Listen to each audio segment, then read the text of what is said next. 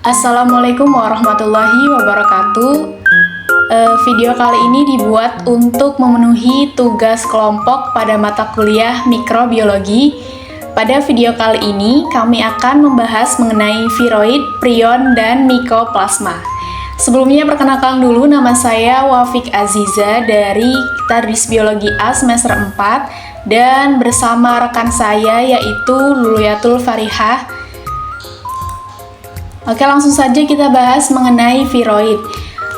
Pengertian dari viroid adalah molekul kecil RNA sirkuler telanjang yang tidak memiliki kapsid, yang ukurannya itu lebih kecil daripada virus. Nah, viroid itu dapat disebut sebagai agen infeksi terkecil yang diketahui saat ini.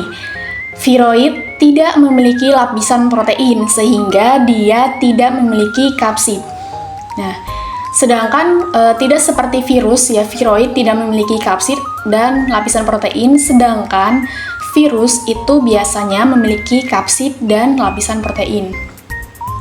Nah, viroid ini biasanya dapat menginfeksi tanaman dan menyebabkan penyakit tertentu. Nah, seperti ini ya gambarnya dari viroid, jadi dia tidak memiliki kapsid dan hanya berupa molekul kecil RNA.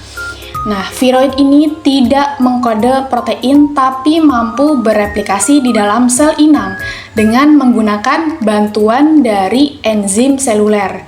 Nah, molekul dari RNA viroid ini dapat mengganggu metabolisme sel dan mengacaukan sistem pengendali pertumbuhan sehingga dapat menghambat pertumbuhan suatu tanaman. Nah, adapun awal mula ditemukan dari viroid yaitu pada tahun 1971, yaitu seorang ahli patologi tumbuhan yang bernama Sir Diener yang menemukan viroid dalam bentuk partikel RNA infektif yang ukurannya itu lebih kecil daripada virus. Nah, dia itu menemukan viroid yang dapat menginfeksi tanaman kentang sehingga menyebabkan umbi kentang itu menjadi menggelondong. Nah, viroid ini disebut sebagai penyebab potato splinter tuber. Nah, contoh lain dari viroid yaitu dapat menginfeksi tanaman chrysanthemum dan menyebabkan penyakit chrysanthemum stand viroid. Nah, terus viroid juga dapat menyebabkan kepucatan pada mentimun ya. Nah, ini adalah beberapa gambar dari tumbuhan yang terkena viroid ya. Jadi yang tadi chrysanthemum itu dapat menyebabkan tumbuhan pada daunnya itu menjadi berwarna kekuningan. Nah, viroid ini mirip dengan virus, yaitu hanya mampu bereplikasi dalam sel hidup sebagai partikel RNA. Tapi viroid itu beda dengan virus, di mana setiap partikel RNA-nya ini berisi RNA tunggal yang spesifik. Nah, lanjut yaitu ada prion.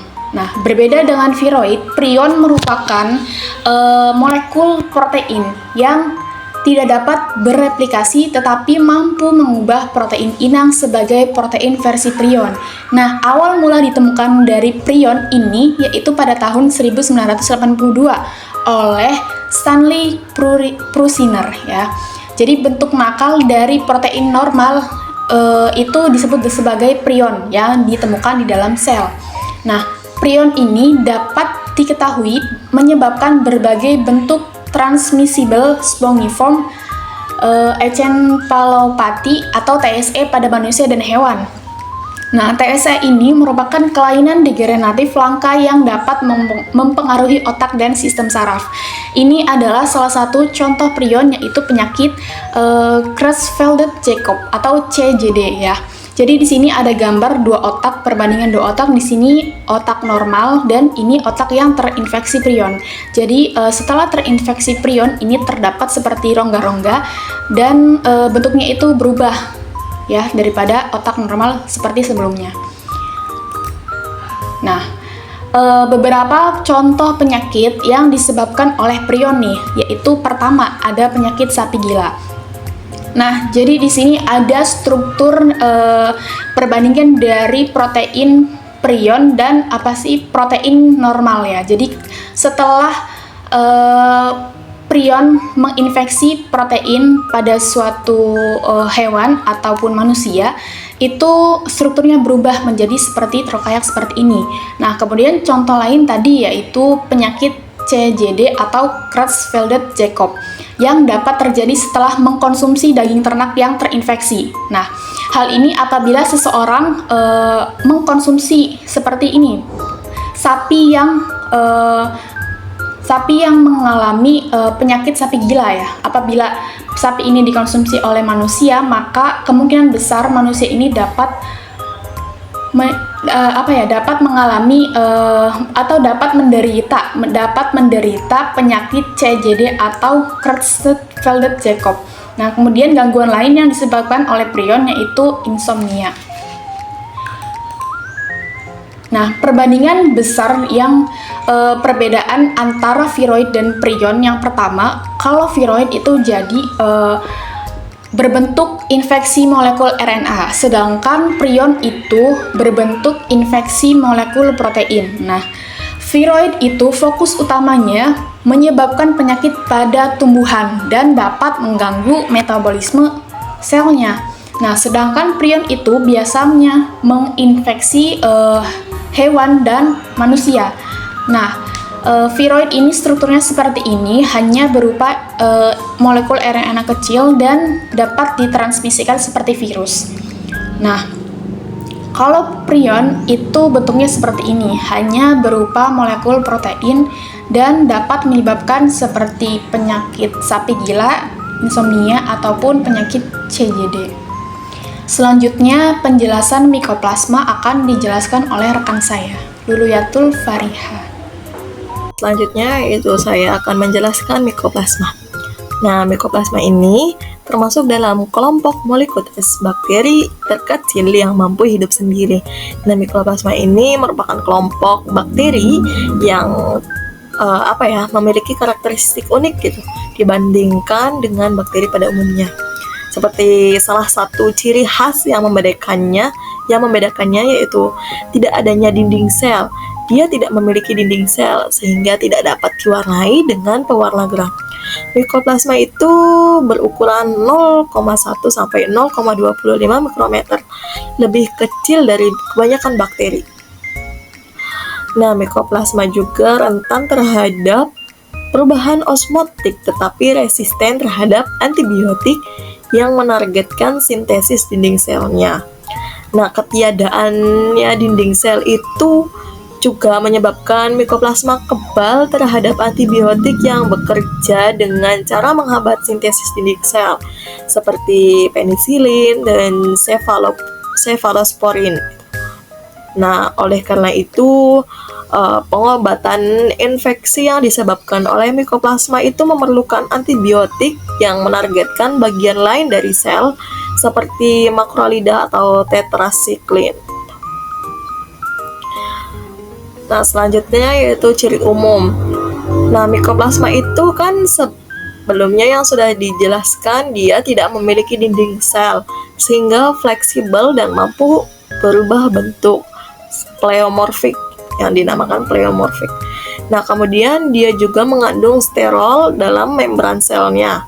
Kemudian reproduksinya dengan pembelahan biner, tetapi beberapa membentuk filamen yang menyerupai fungi. Nah, kemudian juga metabolismenya bervariasi, ada yang aerob, anaerob fakultatif, atau anaerob obligat. Nah, selanjutnya yaitu klasifikasi. Di sini, mikoplasma kan termasuk dalam divisi bakteri tanpa dinding sel, yaitu Mollicutes ya. Nah, di sini ada klasifikasi dari mikoplasma tersendiri. Di sini ada gambarnya. Nah, mikoplasma itu masuk dalam famili Mycoplasmataceae dengan dua genus utama. Yang pertama yaitu Mycoplasma yang sedang dijelaskan ini, dia itu menginfeksi manusia dan juga hewan. Kemudian yang genus keduanya yaitu Ureplasma. Dia itu menghidrolisis urea sebagai sumber energi. Nah, seperti yang di bawah itu kita lihat, itu adalah gambar klasifikasinya dari famili Mycoplasma tachiae gitu. Ada contoh spesiesnya di bawah dari genus Mycoplasma dan juga genus Ureaplasma. Nah, Mycoplasma itu berhubungan erat dengan bakteri gram positif, tetapi mengalami evolusi kehilangan dinding selnya. Dia itu tidak memiliki dinding sel, berevolusi kehilangan dinding selnya. Selanjutnya yaitu contoh spesies dan peranannya. Nah, dalam hal metabolisme dan cara hidupnya, Mycoplasma itu dapat ditemukan dalam berbagai lingkungan dan dapat bersifat parasit atau saprofit. Nah, sebagai parasit, Mycoplasma itu bergantung pada inangnya untuk memperoleh nutrisi dan juga bertahan hidup. Nah, oleh karena itu banyak gitu dari spesies Mycoplasma itu yang diketahui dapat menyebabkan penyakit pada manusia, hewan maupun tumbuhan. Nah, salah satu contohnya itu di sini ada Mycoplasma pneumoniae. Dia menyebabkan pneumonia atipikal, walking pneumonia, pernafasan pada manusia. Kemudian contoh yang kedua yaitu Mycoplasma genitalium. Dia menginfeksi saluran reproduksi manusia. Yang ketiga yaitu Mycoplasma gallisepticum yang menyerang pada unggas. Dia menyerang pernapasan pada unggas seperti pada gambar yaitu ayam yang terkena Mycoplasma gallisepticum. Kemudian yang terakhir yaitu Mycoplasma pneumoniae. Dia menyerang pernapasan pada babi.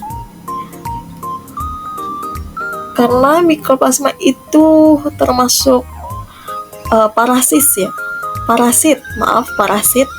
Dia menyebabkan penyakit pada manusia dan juga hewan. Nah, di sini ada perbedaan Mycoplasma, viroid, dan juga prion. Dari strukturnya yang sudah dijelaskan, Mycoplasma itu bakteri tanpa dinding sel. Nah, kalau viroid, RNA tanpa protein. Kalau prion, protein misfolded tanpa DNA atau RNA. Nah, materi genetiknya, Mycoplasma, DNA, dan RNA. Kalau viroid, RNA-nya melingkar. Kalau prion, tidak memiliki materi genetik. Nah, replikasinya Mycoplasma itu pembelahan biner. Kalau viroid menggunakan enzim inang. Dan kalau prion mengubah protein normal menjadi patologis. Nah, inangnya seperti yang dijelaskan sebelumnya, Mycoplasma itu menyerang manusia atau hewan. Nah, kalau viroid itu menyerang tumbuhan. Kalau prion sama seperti Mycoplasma, dia menyerang manusia dan juga hewan. Nah, penyakit yang biasa timbul gitu pada Mycoplasma seperti yang sebelumnya disebutkan yaitu penyakit pneumonia, kemudian infeksi saluran reproduksi, kemudian dia juga menyerang pernapasan pada unggas dan menyerang pernapasan pada babi. Dia menjadi patogen pada babi. Nah, kalau viroid itu penyakit tanaman. Dia karena menyerang tumbuhan jadi termasuk dalam penyakit pada tanaman. Kemudian kalau prion itu penyakit neurodegeneratif. Oke, sekian penjelasan dari saya, kurang lebihnya mohon maaf. Terima kasih. Wallahu muwaffiq ila aqwamit thoriq. Wassalamualaikum warahmatullahi wabarakatuh. Semoga bermanfaat.